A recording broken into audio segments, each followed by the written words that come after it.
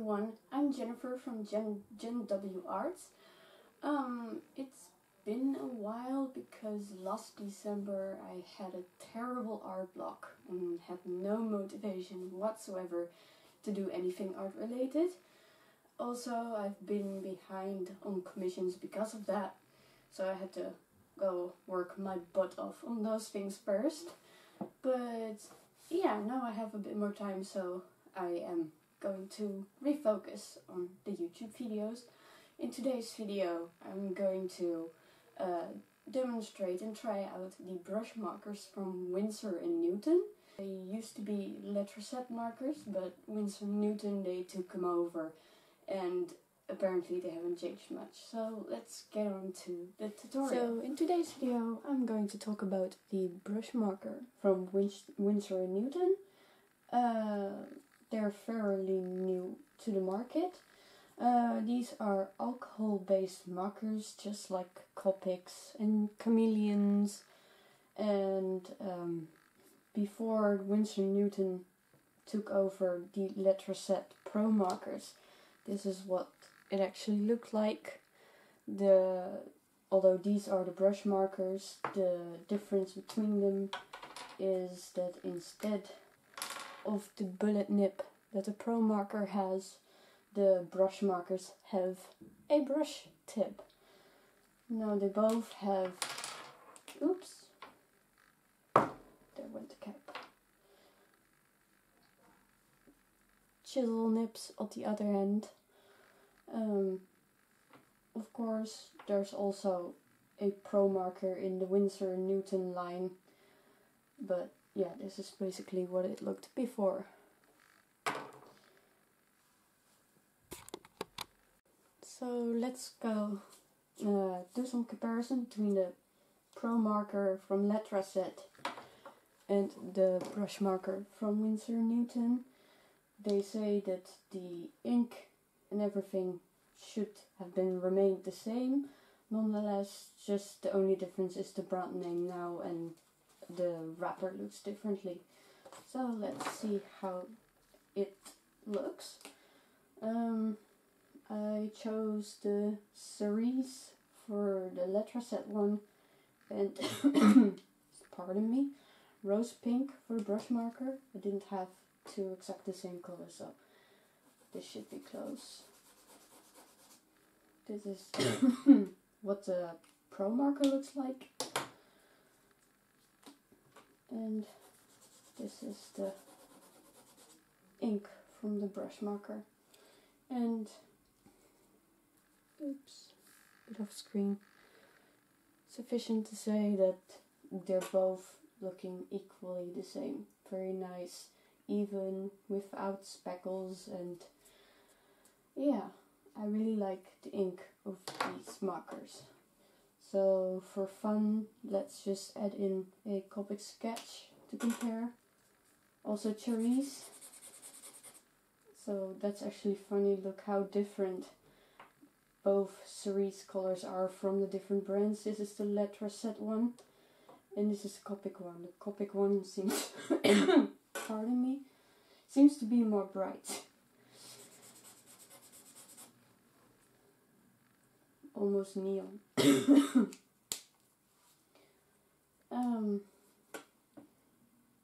But yes, after the Copic one dries a bit, it starts to have these little white small speckles, which is much less apparent in the Promarker brush marker ink.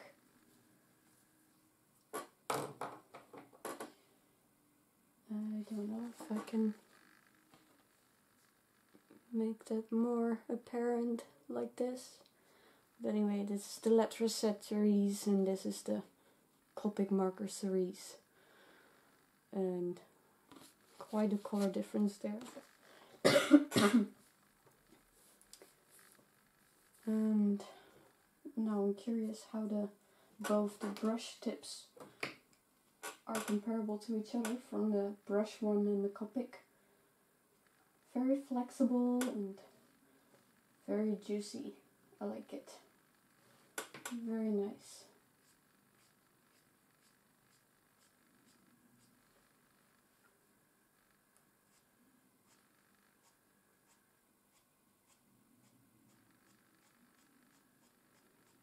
can build a color quite nicely with the brush marker. Oh, horrible cold, I'm sorry.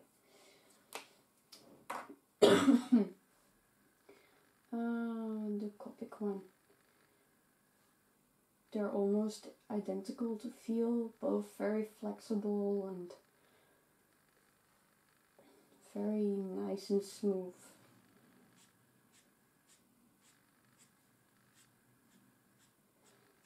Also both very juicy.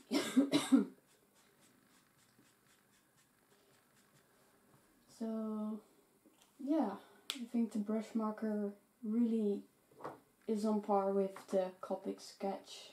Just the only difference is that the brush marker from winsor&newton are not refillable and the Copic sketch markers are.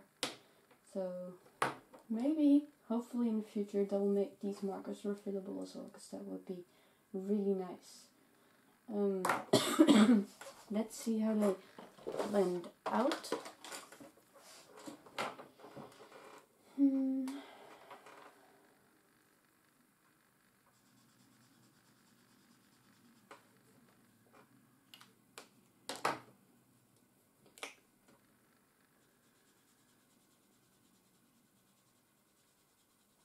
They also have their own blender pen, but my Copic one was in reach, so I'm using it, and it works perfectly with the brush markers from the winsor&newton.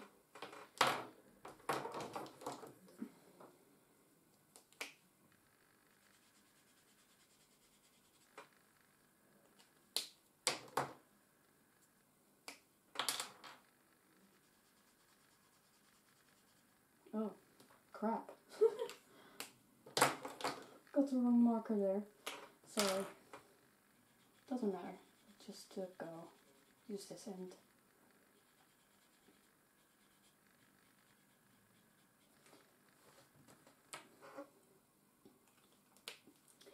But yeah, actually, they seem to blend nicely together anyway. The Copic and the brush marker. So yes, as you can see, they blend out really nice with a blender pen. So, well, that's about it. Let's go to the true demonstration. So in today's video, I'll be doing a fan art of Lady Firekeeper from Dark Souls 3. If there's one thing I love about the Soulsborne series, it's the incredible beautiful artwork and the absurd monster designs. So I start out by sketching out the pose I had in mind for her.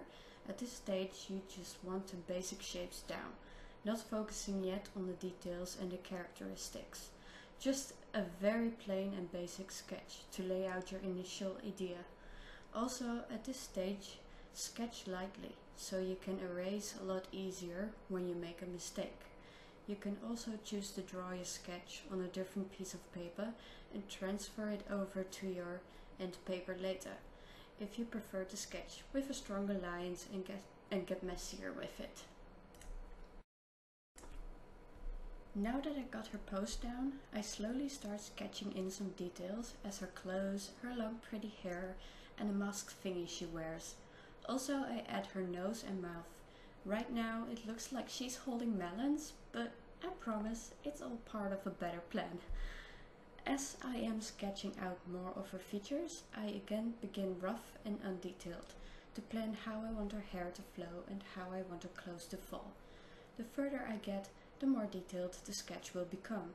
Especially with super detailed characters like this, it's important to start out with a simple sketch, not focusing on every little detail. This way it will be much less overwhelming and confusing. Just start out with a foundation and keep building on top of that by adding more details as you go. As you can see, I turned the imaginary lemons into flames and started out sketching a sword in front of her, which will be wrapped in flames as well. Kinda like she is raising it from the fire. I really love drawing and coloring fire. It's just so pretty. So now the sketch is finished and looking good, it's time to clean it up by outlining everything with ink. Make sure when you plan to work with wet media that you use a pen or ink that is water resistant. If you are not sure, try it out on a separate piece of paper. If it washes out and starts staining, the ink is not water resistant. I am using a Copic multiliner with a sepia color, but you can use a black pen as well if you prefer. I'm using a sepia color for the outline here because I plan to use a lot of bright and luminescent colors, so I think black outlines would look too harsh for this idea. Also, she's a character with a very light complexion, so I think the sepia outline will work better. It just depends on the look you are looking for your piece, I suppose. So basically you have to trace your entire sketch. When a sketch is detailed like this, it's important to take your time while inking it. If you make a mistake, it's nearly impossible to correct it, and it could potentially ruin your piece. For me, it's easiest to start with the things that are on the foreground. In this case, that would be the sword in the flames, her arms and her hands, and her face. Then you move on to inking her hair and clothes and all the rest. If everything is inked, I like to add a bit more interest into the line art by adding more weight to certain areas, so it will stand out more, looks a lot more appealing. This way it will become more easier to see all the details in the picture, as before it would be harder to make out some of it because all the lines looked flat and had the same value. So if you ever wondered why your line art looks dull and flat, try to add some weight to some of your lines and see what a difference it makes.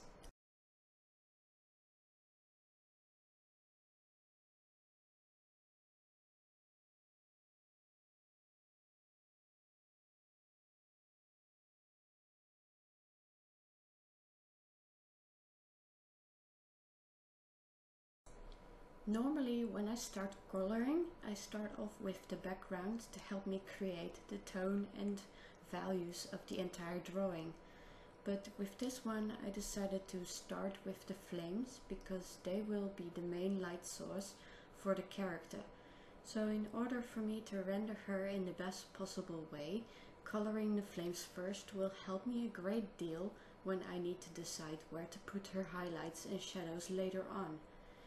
Decided I wanted the flames to really stand out and be very colorful, so I started out with a blue marker to color the bottom of each flame blue, using the colorless blender marker to make the blue fade out, so the transition to the yellow will be softer.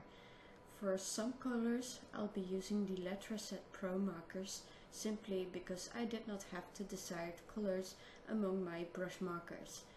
The more I move upward on each flame, the more I will add yellows and orange to change its color. The colors mix great with one another and can get you some real nice and smooth gradient transitions. To make each flame stand out some more, I add a darker edge on most of the edges. This automatically makes the middle of the flames appear to glow.